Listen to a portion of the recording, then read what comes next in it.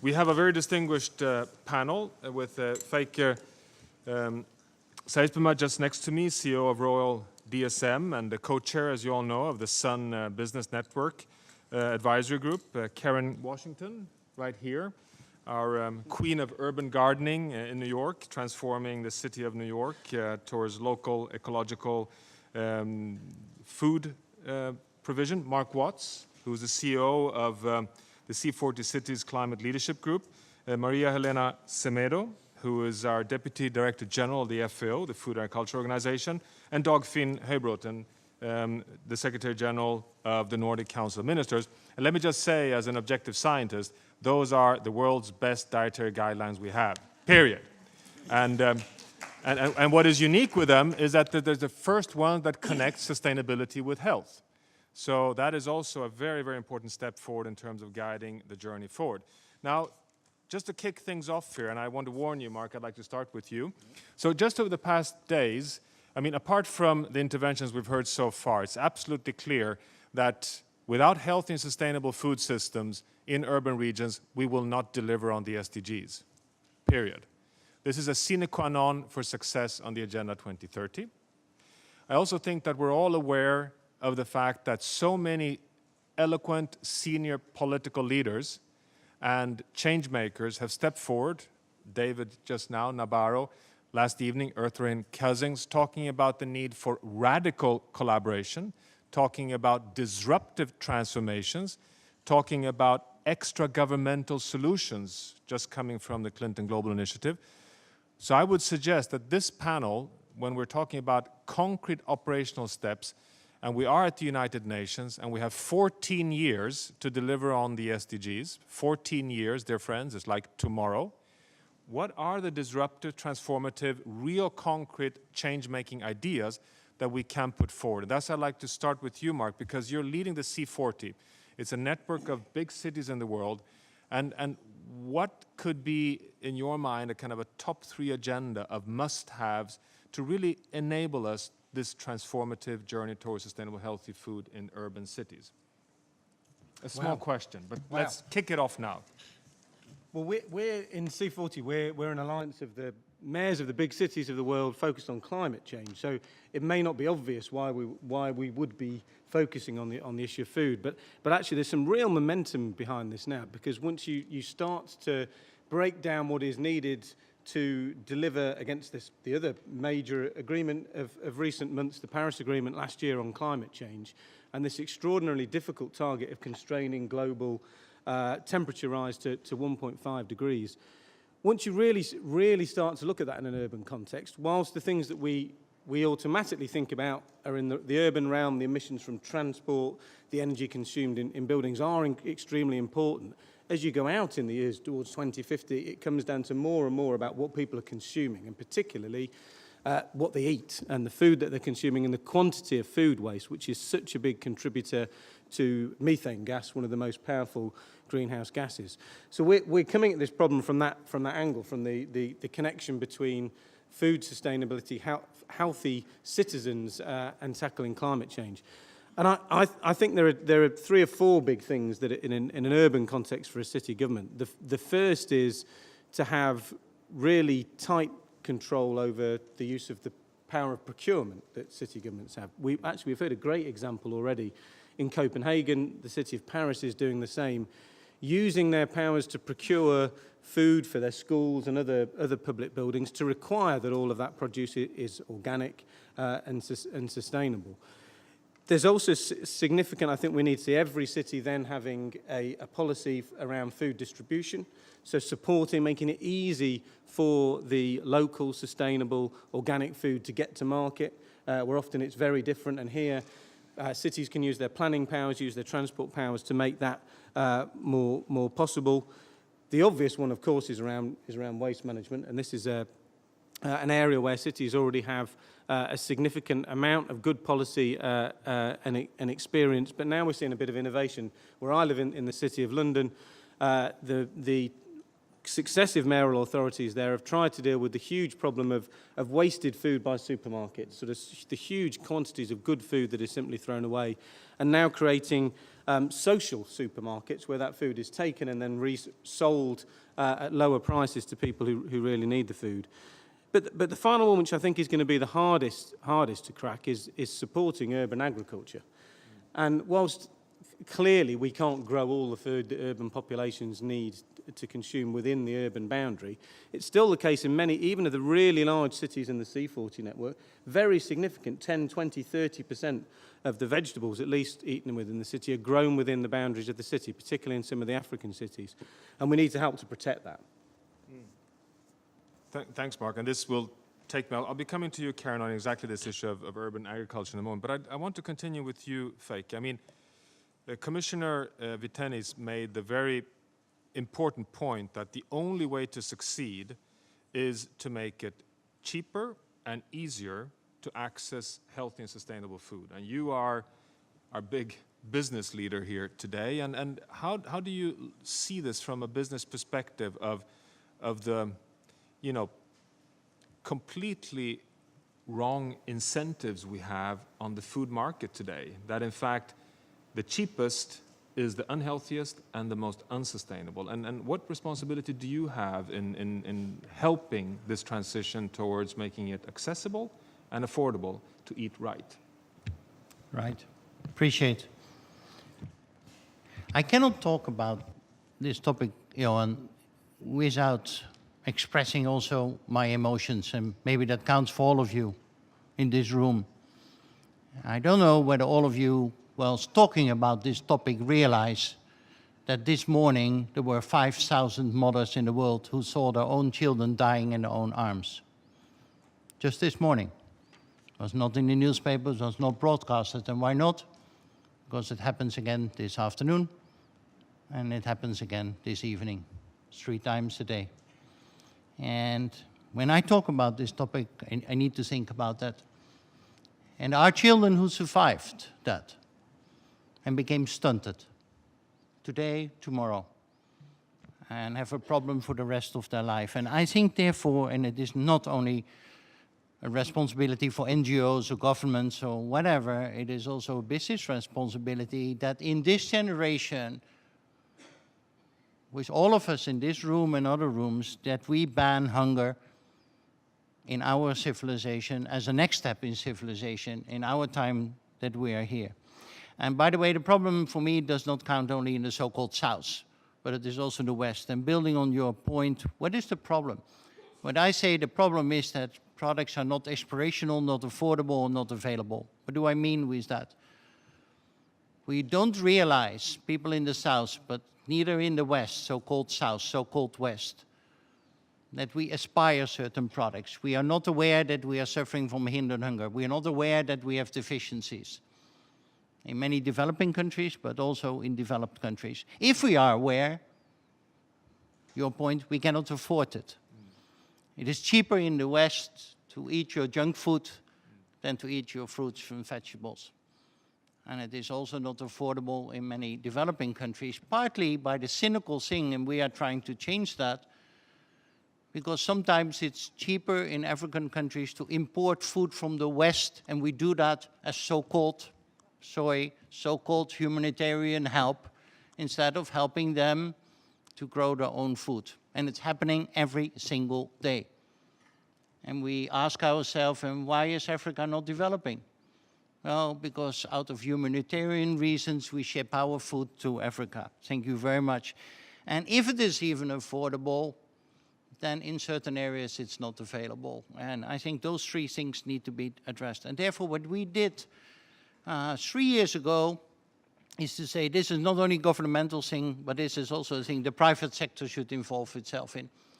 And at the World Economic Forum, together with GAIN and the World Food Programme, we announced that we need 99 companies to help us in this effort, the so-called Scaling Up Nutrition Business Network.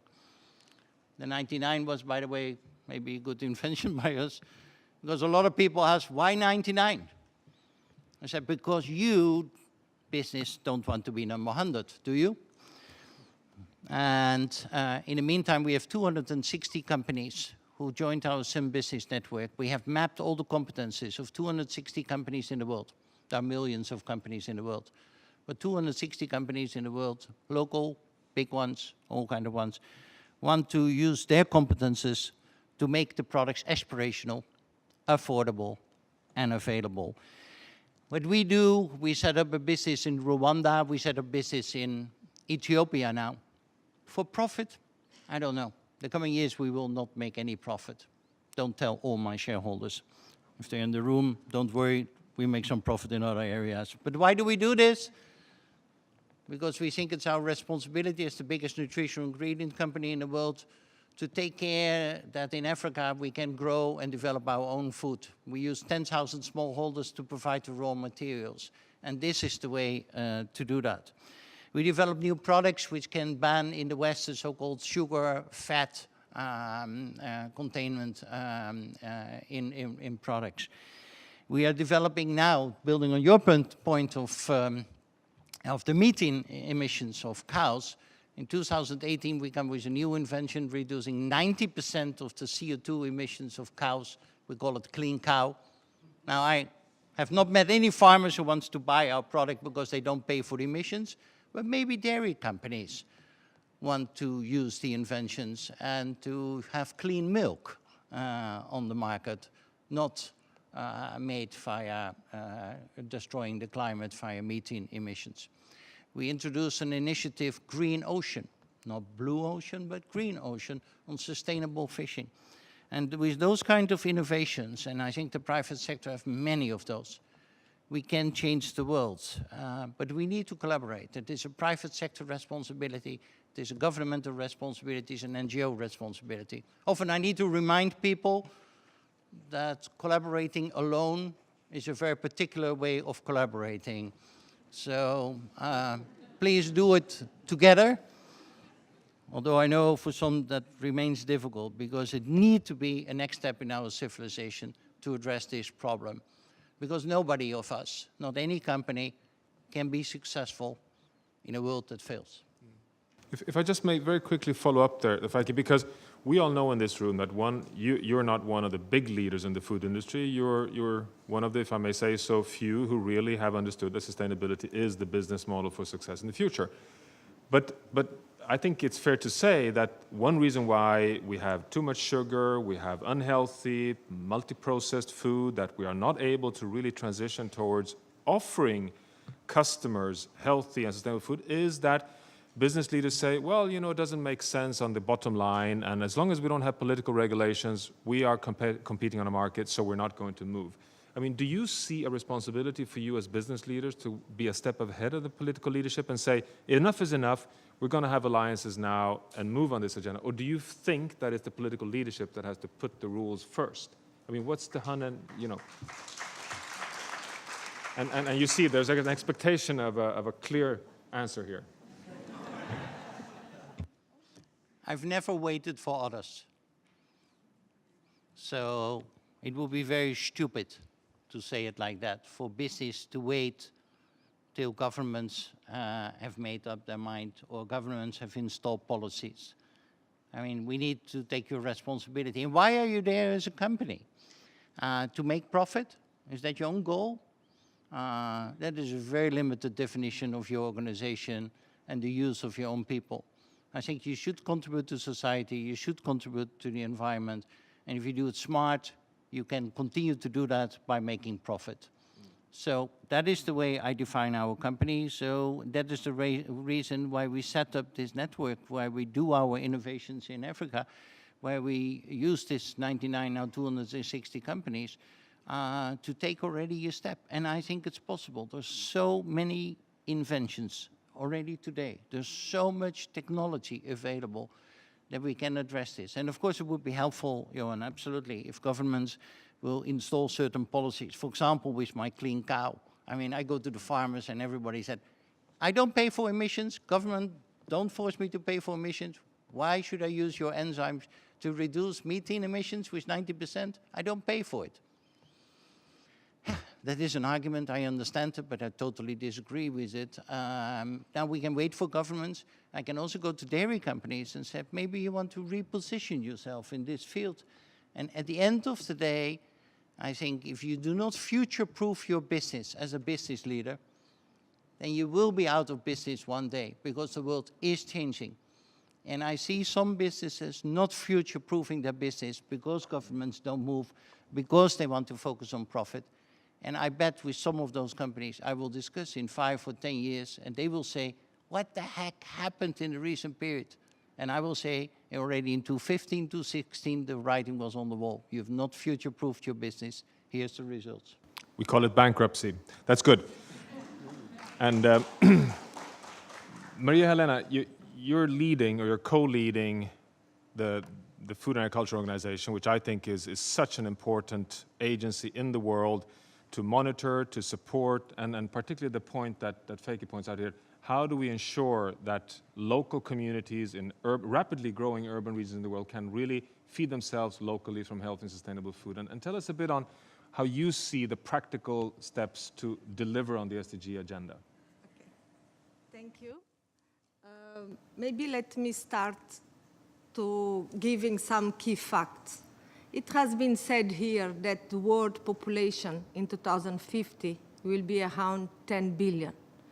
And we know that now, today, half of this population lives in urban areas. In 2050, it will be around 75%, meaning that we'll be having 7 billion living in urban areas. And the ratio between producers and consumers will be different. We'll be having less producers and maybe more consumers. And when those consumers, they move to the urban areas, their demands change. We have on one side, at the urban areas, middle class looking for what? For more meat, for more elaborated food. But we have at the same time poor people moving from the urban areas. And this is the challenge we have.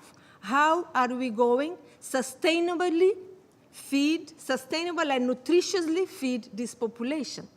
How are we going to produce more and better in such a way that we will respect the environment?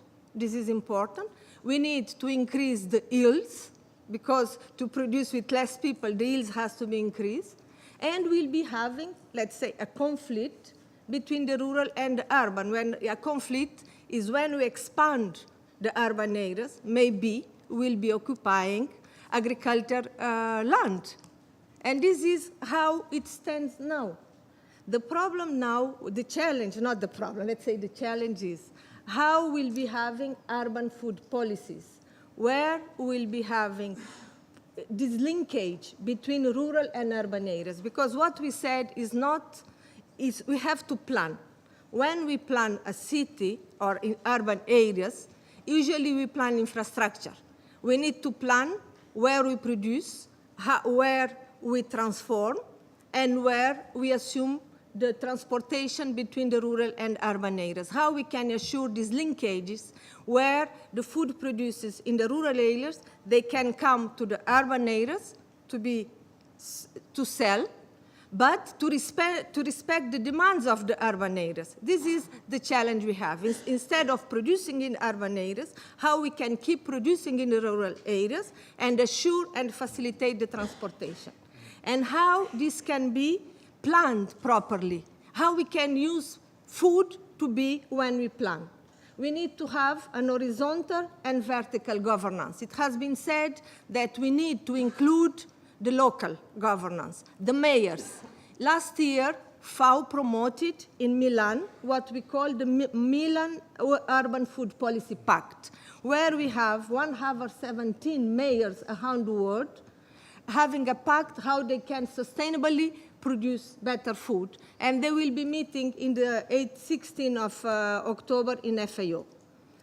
How we can assure these urban planning and rural-urban linkages, having a more horizontal and vertical governance and multi-sectoral approach.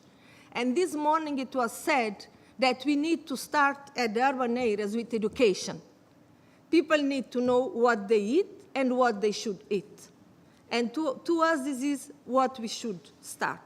What are the investments we need? What is the political will and the governance to us, these are the very important points. Now coming to what you ask. We have the SDGs. We consider, and what we are saying is, in 15 years, we'll be eradicating hunger and poverty.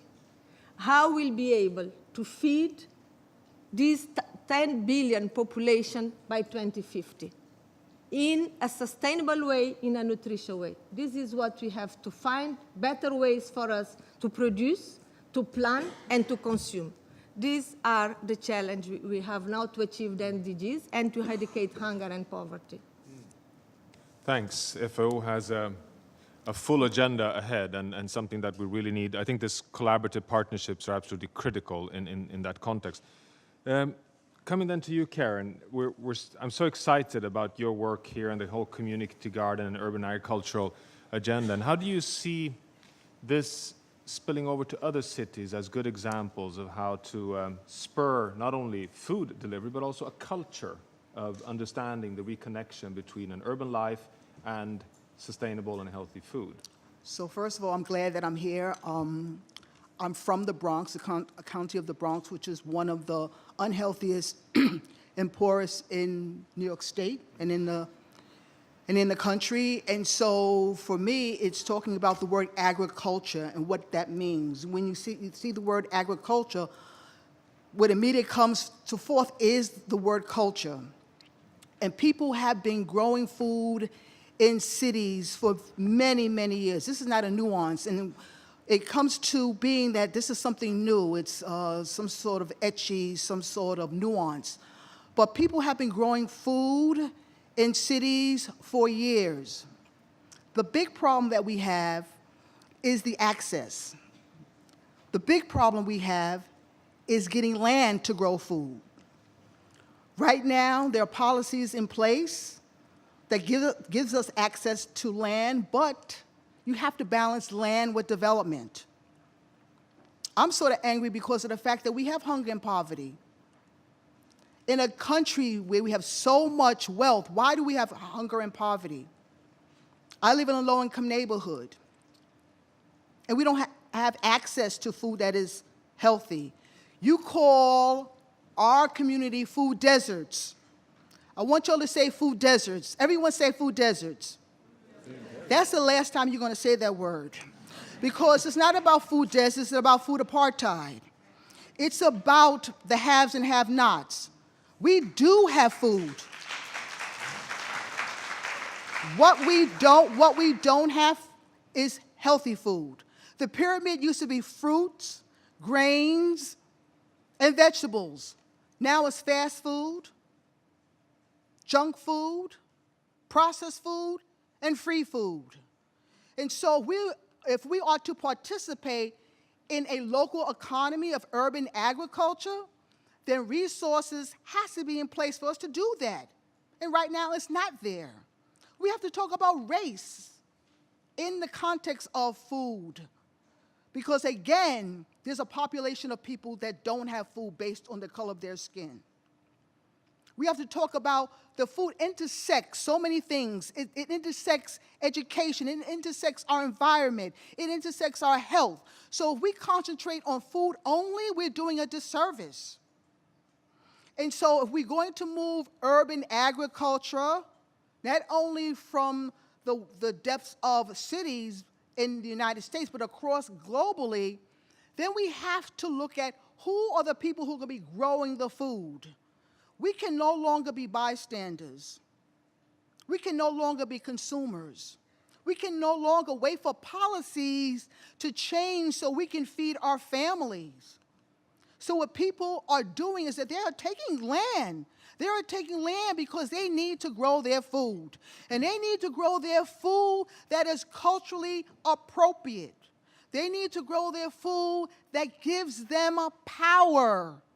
They need to grow their food because for so long they have been waiting for other people to come into our communities and serve us with food.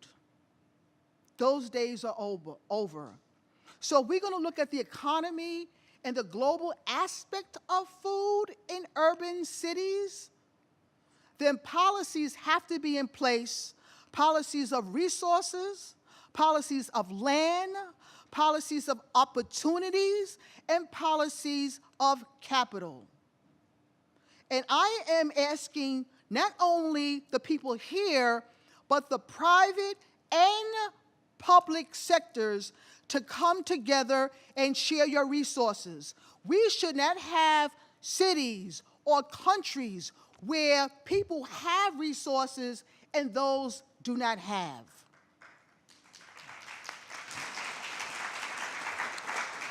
I'll end on that. I got more to say later. Thank you so much, Karen. This is so powerful and so important. And I think that particularly reminding that we need policy action, and therefore the political leadership is absolutely critical at this point. But also your reference to justice and equity. And if Minister of Foreign Affairs, Margot Wallström, could have stayed with us, she would have reminded us that the food agenda is an agenda of foreign policy, of security and peace in the world. It has very strong links to SDG 17, and I think you're putting your finger on that at the local scale. Dagfinn, I'm really curious to hear, you may know that it's not many months back that the US launched its latest dietary guidelines. It also included sustainability, but it was thrown out because it was not considered to be allowed to integrate sustainability in your dietary guidelines. When will you do a campaign in the US to sell the Nordic guidelines? I think it's not the Nordic style to go out like missionaries on the field, but I should think be. Yeah, in some ways, yes. But I think what we will do seriously is to bring our experiences to the table and share it openly for those who are interested. And I think it's a momentous time for that now. So that's the reason why we have identified food and nutrition as one of 3 areas where we will actually say that we think we have something to contribute with, and those who will listen will benefit from it, I think. I also would like to underline that we should not underestimate the power of culture. Several of the speakers here have underlined it. It is a matter of cultural change that we're talking about. That takes leadership, takes good scientists, takes innovators, takes local leaders. There's only one reality in the world, and that's the local reality. That's where people live and breathe, and that's where we succeed or we do not succeed in these policies. So I think in all these areas we need to think how can we build an alliance of change makers that really can influence in the long run the cultural changes that it takes to build a sustainable planet around food, nutrition, and physical activity, which I think it's also important. I mean, an important part of the sustainability. Thank you so much, Dagfinn. We started late and we just have a few more minutes, and I know that we have a few interventions from the floor as well, and Francesco Branca is with us from the World Health Organization, so over to you for a short, if I may, intervention. Sure. Well, thank you very much. I think this is incredible to see how the urban food system is able to help on radical transformation on the food system. As Gunhild was saying in the introduction, we are now in a decade of action on nutrition, which is an opportunity to make some specific, measurable, and relevant and time-bound commitments on different policies to improve nutrition. But transformation should be rapid and should be at scale. And it's not possible, for example, to reformulate foods only for some products and only in some countries where there is a policy environment that is conducive to that. So we need, in the decade of action, rapid transformation at scale, and the urban food system could be the great first opportunity to have this transformation. The decade of action will allow to create coalitions, to exchange good practices and to implement these policies at scale. So this is an opportunity that also the urban food movement can give us. Thank you. Thank you so much, Francesco. And then we have Honorary Madina Rahman, Deputy Minister of Health and Sanitation in the Republic of Sierra Leone. Please, Honorary Minister.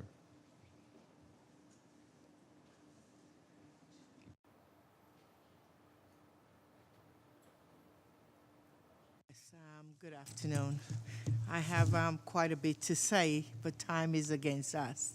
And I had someone mentioned about, I think it's Karen, about the haves and the have-nots.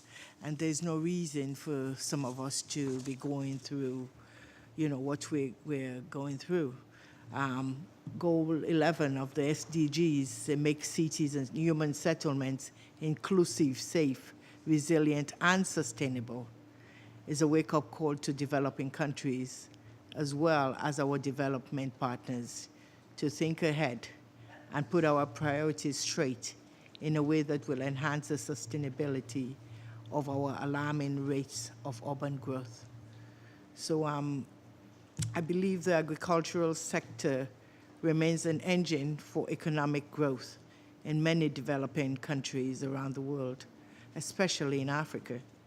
The sector continues to contribute significantly to the GDP of many developing economies in the world. The livelihood of our people in rural areas in our countries largely depend on agriculture, but most of them on subsistence basis. This can only be attributed to low levels of investment in the sector, either by public or private, unattractive investment climate, weak policies, and the lack of robust legal framework to guide land tenures system as an input in production and the use of inappropriate technology for production, processing, and marketing systems. These challenges continue to plague our agricultural and food systems. Agriculture still remains in the rural setting in developing countries, partly because of the availability of arable land in large quantities and the availability of cheap labor. As a result, rural communities are mostly engaged, regarded as the breadbaskets of our urban centers in emerging economies.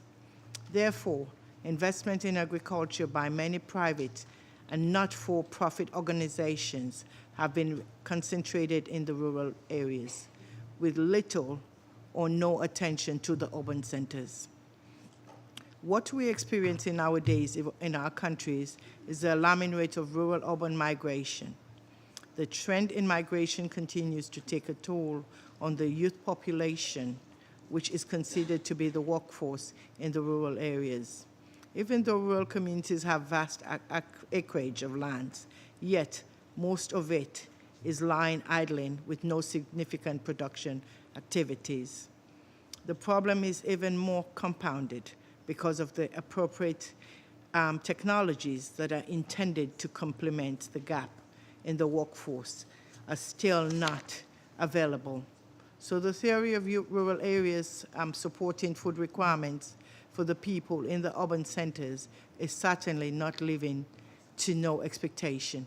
Urban centers, interestingly, in many developing countries have not been considered for most of the agricultural development interventions. While many have underscored the non-availability of land for production activities in the urban centers as one of the major setbacks, the high population densities have also been viewed as another deterrent to urban agriculture. Today, our urban centers, including those of Sierra Leone, are nothing but areas designated for trade and commercial activities. The global situation described is doubtlessly having a spill-out effect on the nutritional status of population in many cities across sub-Saharan Africa. I thank you all for giving me the floor. Thank you so much, Deputy Minister. And this ties very closely to Feike's very important initial reminder that 5,000 children died unnecessarily because of lack of healthy, nutritious food just this morning. And this happens 3 times a day. And what frustrates, I think, all of us even more is that it's unnecessary. We have the solutions, we know how to deliver, and we have the responsibility to do so. And it is absolutely clear that this discussion is so strategic, but we haven't really come more than scratching on the surface. And I think we all have a responsibility to try and raise the importance of, as Karen puts it, food as a cultural identity, food as a right to all human beings. Feike's point that for business, it makes sense to be one step ahead. If you want to survive on the long term, sustainable, healthy food systems is a pathway. Mark, you're sitting on a network of cities dedicated to do good and struggling and really working with this. But I think just the fact of getting procurement pathways to get policies right, to reduce waste, and to work with this urban agriculture agenda, for example, are absolutely key. And with all the good work done by the Nordic Minister Council, which again I would say is really at the frontier of what we're seeing here, and putting pressure on governments and having help of FAO, I think at least we've touched on some of the integrating parts of a solution.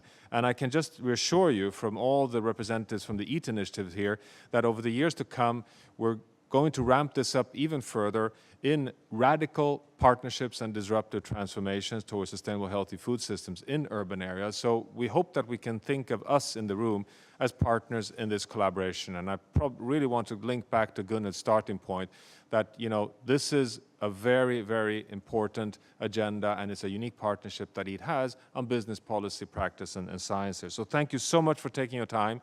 It's unfortunate that this is all time we have now, but you know, we'll stay in touch and continue working together on this decisive agenda for our future on planet Earth. Thank you so much.